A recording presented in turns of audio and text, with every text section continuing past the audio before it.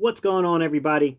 I really do appreciate you guys coming back for the second night in a row. If this is the first night that you are catching this video, guys, please consider going back and watching kind of the first interview I did yesterday with Max Browne. If you're new and you don't really know who Max Browne is, you're like, hey, that guy kind of looks like the USC quarterback. He is. He was former quarterback at USC, then he played at Pittsburgh University as well. So if you want to kind of go back and get a feel for who he is, hear him talk about being recruited as the #1 high school recruit at the quarterback position coming out of high school. That's all in my video yesterday. Today, guys, your table of contents for today's content. Look, guys, it's going to be real simple. We're going to talk a little bit about install the offense, right? So he's going to talk about how the offense is installed at the beginning of the year and during the offseason, basically, and then kind of what he calls like a red pen, if you will, the red pen Saturday, the night before a game when you basically add in a play or two, you get the quarterback's, feel for things. All that's going to be in there, guys. Then I'm going to lead us into a conversation where we're going to talk about what it really means to kill a play.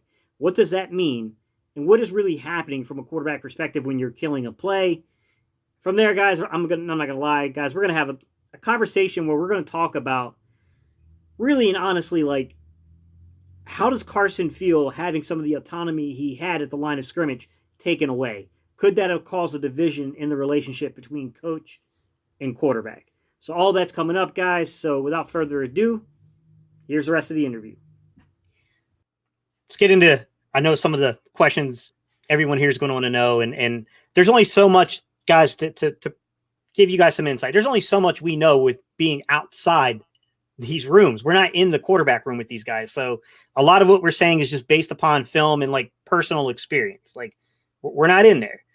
But I do want to talk a little bit about install. There's been a lot of debate here in Philadelphia about how much input a player like Carson Wentz has over install, and that could be a fair assessment. We don't know. I don't know how much input. I don't know if they're like, if he's legitimately like in there with Doug and these guys and being like, hey, I don't want this play. I want this play. And when Doug's saying like, no, we need to attack this team in this manner. He's like, I don't feel comfortable playing. I don't feel comfortable doing. We don't know that, guys. Like, we're not in the room for that, but we can speak very generalized brushed paints about how install works.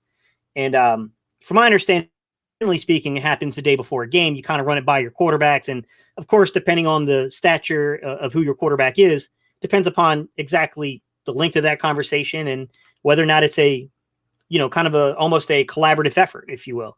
I don't know if do you have anything you would like to kind of add to install? Like, can you add any more context to that or?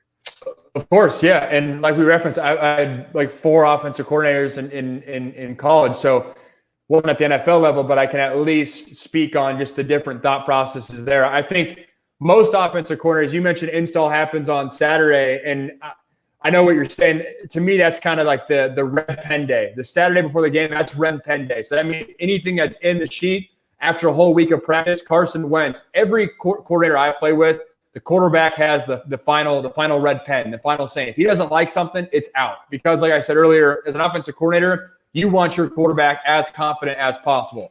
Maybe the dynamic is different in the Eagles. I don't know. But every coordinator I've been a part of, if the quarterback says, you know what, coach, I just don't feel great about this. I don't really know why. I don't got a good feeling. Let's scratch it out. I will say most quarterbacks are pretty competitive guys. It takes a lot for them to say, nah, I don't like that play, because they want to execute what the coach thinks is going to work, kind of thing. And especially at the NFL level, when guys are so good, it's not like in the college level where there might not be a throw a quarterback can make or something like that. Like, nah, Carson Wentz can do all that. But so I look at this the night before the game as kind of the red pen day. But the install, it happens way back in the offseason, obviously. And one way that I kind of hear, or Clay Helton kind of talks about it like this, USC's head coach, is you install the Bible in the offseason. So all in the offseason, spring ball or mini camp, whatever, into fall camp. And then during the season, you have this long Bible. Then you can just pull out verses or chapters of which schemes and concepts align against certain defenses, right? And so you're going to have, all right, this team's a heavy cover 3 team. All right, all offseason, we installed these 12 concepts to beat cover 3. We're going to take 6 into the park, kind of thing. And so that's the mindset that most offensive coordinators operate with. I will say, excuse me, we were talking off air a little bit about the air raid concept. The air raid is a little bit different approach where, yes, the install is installed in the off season, but pretty much week over week, not a lot changes. They kind of have their core concepts that they want to bring to the park, and they're not going to do a bunch of elaborate different things. There's kind of two trains of thought, and I've played with both. One is hey, we're going to have our core playbook, and we're not going to change that much based on what the defense is giving us, because we're just going to rep the crap out of our plays. We're going to execute them absolutely perfectly, and we're going to play our game and adjust the play calling a little bit based on the defense, but not adjust our entire playbook. Versus another scheme or another thought process, this is more in line with like Lane Kiffin when I played for him, and more of a T. Martin who just got hired for the Ravens receiver coach. They are more the mindset that, hey, let's have the whole Bible, and then let's tweak things week in and week out to really attack a certain player or a certain concept. And we might not be as execution perfectly as, say, the air raid thought process or whatever, but we can at least attack and try to exploit weaknesses better on a week in and week out basis. So that's kind of that's kind of the color I can add in terms of install and how it's been approached in my playing days. That's an interesting topic you're bringing up here, which is, I'll ask you, and I know you can't speak for other players, but for yourself, when you were playing the position, did you prefer a maybe more of a condensed playbook that was just very well executed and you knew exactly how to, based upon the coverages you're seeing, it's really on you, the onus is to make sure you got everything kind of right at the line of scrimmage? Or were you more favorable to a more expansive playbook to where, it's like, man, this guy's got like freaking 300 different plays for depending on the coverage that we're facing here.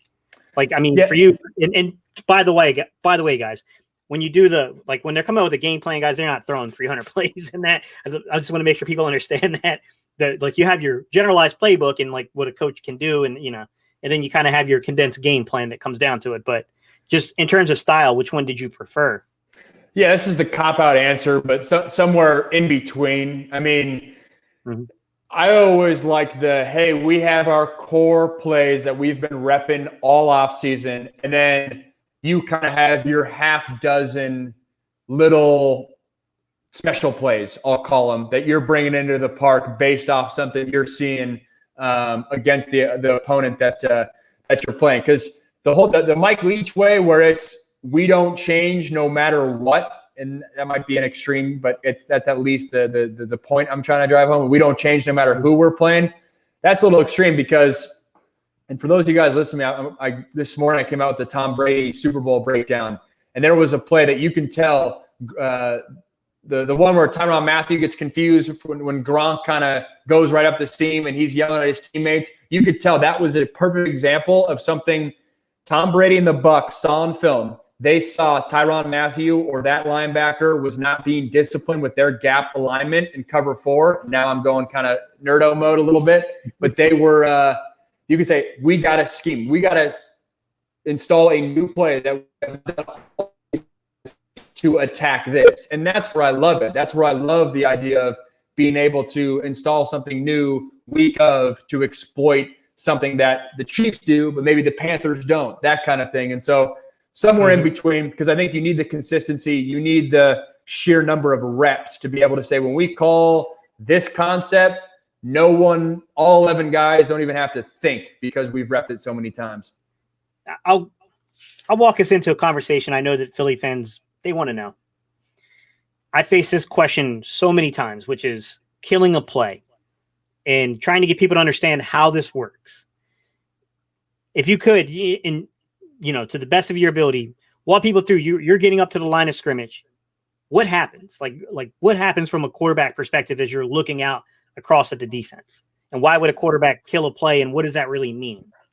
Yep. To strip it down as simple as I can, in my experience, when you are killing a play, that means you are calling 2 separate plays in the huddle. And so in the huddle, you are saying, all right, we are going spread right, flood, the first play, and kill 2, zone right for the most basic terminology. And usually the kill play, verbiage-wise, the second play, the kill play, is a lot shorter than the first play because you're killing to something kind of very basic because it's easier to adjust to, which is just kind of intuitive there. But the reason why you would kill, or the reason why you would change the play, and kill is just the term people use. You could say switch. If they just said switch, or if they said abort, or if they said sparkling water, or whatever the word was, it doesn't matter. Kill is just what they use because it's kind of intuitive there. But when you walk the line of scrimmage as a quarterback, you're looking at the safeties. Is it one high safety? And when they say one high safety, that means there's one safety in the middle of the field and the other safety is now in the box. He is now a run defender. He now looks like he is in a linebacker position, to dumb it down kind of even further. If it's one high and you have that safety now is in the box, that's another person that's defending the run. Therefore, it makes sense to pass the football. And so you can kill to a pass play. Or if your first play is a pass play and you get that look, you just keep it on and you operate normal. A lot of times when you see kill actually, the kill concept actually implemented, it's, hey, we called a pass play. Now it's too high, so there's not that second there's not that other safety in the box. Both safeties are in pass coverage. They're too high. Now there's one less run defender, so we're going to kill to an easy run play and get an easy 5 yards. That's what you most times see. Tom Brady walks the line of scrimmage. They're dialing up their pass concept that they've schemed all week. We talked about scripting plays and installing plays. This is their money pass play. They don't get the look they like. It's too high. They're defending against the pass. Hey, kill. Leonard Fournette, we're just going off tackle right. We'll come back to that pass play later on in the game. So that's kind of the procedure there. See, and this is the crazy thing because like what they're really alluding to is it's a matter of like how much leadway a quarterback gets to make adjustments at the line because it's different between guys and how much trust the coaching staff has in that player. But like I told him, like even for me, like I had some say. I mean, I may not have been able to just go kill a play, like no, like that wasn't happening for me. But I mean, we had calls. Like if I went up to the line and I'm screaming white 60, I'm basically telling you I'm going as called. Like I'm checked over coverage, everything's good. We're going as called. And like people don't understand that like these words have meaning and there's dummy calls. Like I told them, you hear an O, you know they're going opposite, unless it's a dummy call. If you hear Oklahoma, that was Peyton Manning, it's opposite. They're normally going to the opposite direction they were originally going to go. Like it's just little subtle things like that. Like we had, we would have things in there for when we were going to go off the snap count. Like you would say, you could say something like, white 60 and it might be 2, or it could be green 62. It could be, you know what I mean? Like you're basically saying like, hey, second, we're going on the second. It's hard. Yeah, and we're going on. There's code word for everything. And I think Peyton Manning was in a world of his own of trying to like gamify that, I guess you could say, of that whole world. But most quarterbacks, they have input on the sideline. They have input in a couch chair on a Tuesday meeting. That's where the input comes on. And then it's on their offensive coordinator to truly call the plays. And the kill concept is not overly complex. Audibling full plays and saying, hey, you're moving here, check, kill, and it's the whole Peyton Manning show there. That's a whole different beast. But the true kill nature of what we're talking about, it really comes down to just where are the safeties. I'm calling 2 plays, which is no small feat. Calling plays in the huddle and knowing that verbiage is not just something that is just, it's a given. Some young quarterbacks struggle with that. So not every young quarterback could do that. But assuming you can call those 2 plays, the actual visual of what the indicator is to kill a play is not overly complex, and most NFL quarterbacks could do it. Exactly. Makes me miss Peyton Manning talking about this, though. I miss the days of Oklahoma, Omaha, all that stuff. Quarterback cadence is like, it's a fascinating subject that like, that would be worth just an entire video dedication to quarterback cadence in itself, just the complex nature of it and like what some of these things mean. Like I've done one where I explain like for me, like some of the calls we use, but I'm like, everyone's different though. But I mean, we generally, everyone kind of uses the same color code though. It's not like overly complex, but I'm like, guys, I mean, it varies by the quarterback. Like certain quarterback way more. Yeah. And it's funny because my brother texted me this a couple months back. He's like, where did this all come from? Like, where did white 80 come from? And you'll see like blue 42, all that. A lot of that, it's just rhythm. It's just to get a rhythmic nature of things. And so when you say like white 80 set, like it's literally the whole point of a cadence is to have a rhythm for your offense to rely on. And it kind of gets back to the whole like West Coast scheme when a lot of this stuff was installed of what you were verbally saying was tied to the play that you were running. And as time's gone on, that has lessened, right? Like Aaron Rodgers says, green 18, I think he's green 18 or whatever. Yeah, he says that all the time. And he's not trying to trick anyone. He's saying the tricks aren't worth the potential for my offense to get out of rhythm. So he just gets in rhythm all the time. And it allows him to decoy cadence a lot too, because you just get used to this same green 18 hot. But if he goes a hard count and it's green 18, green 18 hot, and it like you just kind of get numb to it. So there's so many different trades of thought, and a lot of it is what you grew up with. So what did your first college coach teach you cadence-wise? And that's just second nature for quarterbacks, and they kind of never lose it type of thing. Yeah. It's interesting because like on the topic of a white 80, I had someone one time, they asked me like, they were like, hey, Steve, why do they say 180? I'm like, what? Like, what do you mean? Like, they don't say 180. Like, what are you talking about? I'm like, you mean white 80? Yeah. I mean, it could depend. I mean, it's just, like I said, for me, we came up here and I said white. That generally meant like I was going, like, I've checked over everything. We're good. We're going as called.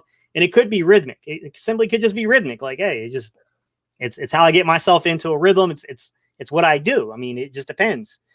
But yeah, quarterback cadence it's very funny, and I appreciate you going over like killing a play, what that stuff means, how it really operates. The fact way more things happen long before you ever walk up to the line of scrimmage that matter than you being at the line of scrimmage. Like, yeah, that matters, like clearly.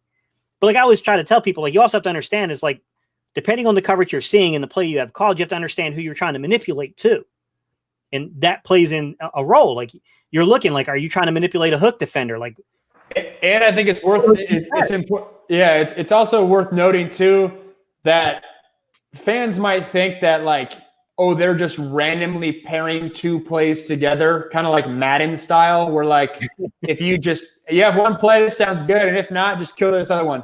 That's not how it works. They're tied together. So that whole week of practice, I bet the night before Tom Brady's going over his checks, and he knows that, hey, Tom, we're going to try to get this scissors concept. We love this look on Gronk for the safety, but we're going to try to dial this up at some point in the game, but we're just going to kill to I right 33 zone if not. And that's like, it's not something that's just thrown out there and it's just a random play they're picking or run play. There's a method to the madness, obviously, but it's not something. It's something that is repped all week and not foreign to whatever quarterback is under center. Exactly. Yeah. And I know one question they're going to want me to ask in regard to this is, there's a lot of talk that, Doug at one point took away some of the autonomy that Carson Wentz had at the line. And to me, I was kind of like, I mean, it might be having a mental effect. Maybe that did bother him, especially, Carson is a very smart guy. It is possible that bothered him, but like, I've never really played at that level. So I don't know the expectation of the quarterbacks. Like, do you think that a coach reeling you back in like that, saying like, hey man, you're struggling, like no more adjustments at the line. Do you think that that's playing a role into like some of the, that division we saw in the relationship between quarterback and coach, or do you think that might be a little overstated? No, I think it's a totally fair point. And when I hear that being said, usually when you take something off a quarterback's plate, it's just because you want to free up that bandwidth, that mental bandwidth for them to pay attention to it elsewhere. As an offensive coordinator, you're saying, all right, it's not worth Carson getting to the line and switching up plays because the advantage we're getting by doing that is not worth Carson potentially having kind of information overload later on in the game. And so that's kind of the positive way to look at it. But if you're also a quarterback and you're like, man, Drew Brees, Tom Brady, Aaron Rodgers, they're doing this. I want to do that. And Carson Wentz is like, man, screw that. And then it becomes like there's tension between both guys. That's the fine line. And that's where every quarterback and their quarterback coach relationship is different. And that's the job of the coach and the player, but especially the coach, to kind of know the fine line there. And so I think your points could very well be spot on, but it's certainly a case-by-case basis. Yeah, it's tough. Yeah, like I said, I don't really know the dynamic there. I know that he's a very smart guy. I mean, just so people know, the Wonderlic it's I don't know, I guess it's kind of similar to like an you can call it kind of an IQ and an employee aptitude test all in one, really. It's not necessarily specific to football, just kind of measures intelligence overall. All that crap is subjective to begin with, to be quite honest, when we talk about something like intelligence. But nonetheless, like Carson scored very high on it. I'm pretty sure this is a guy that, just judging him from the outside, and I've never even had a simple hello with Carson Wentz, like, you know what I mean? So I don't really know the guy like that, but I could see where that might have been like, kind of like, really, you're going to take this away from me? Like, really? Yeah. Yeah. Especially No, from what I know, the difference with the play call as it is, like, if you're already indifferent to the play calling, like, I could see that might be an issue. Without a doubt. I think that's a fair assessment. All right, guys. Once again, thank you so much for tuning in. I hope you guys enjoyed this. Don't forget to go show Max Browne some love if you haven't subbed him up, if you haven't watched any of his videos, guys. All of his information is down in the description below. Guys, go ahead and check him out, man. I'm telling you, he's really good. He does a really great job there breaking down film. Someone's content that I greatly respect personally. Coming up, part 3 of our interview will be tomorrow, guys. That's the Jalen Hurts day, guys. We're going to go over Jalen Hurts, and then we're going to talk a little bit, probably about some college quarterbacks. You're going to hear us talk a little about college quarterbacks, talk about Jalen Hurts, and we're going to kind of, just have a little bit more of a generalized football discussion. But I would really encourage you guys to stick around and hear the Jalen Hurts conversation, because I think Max brings up one point in particular that I probably haven't raised myself, that I think is very important for people to hear and people to think about as you evaluate a quarterback, especially one that could potentially be your franchise quarterback for the next 10 years. So make sure you guys come back and check that out for me, and I'll see y'all tomorrow.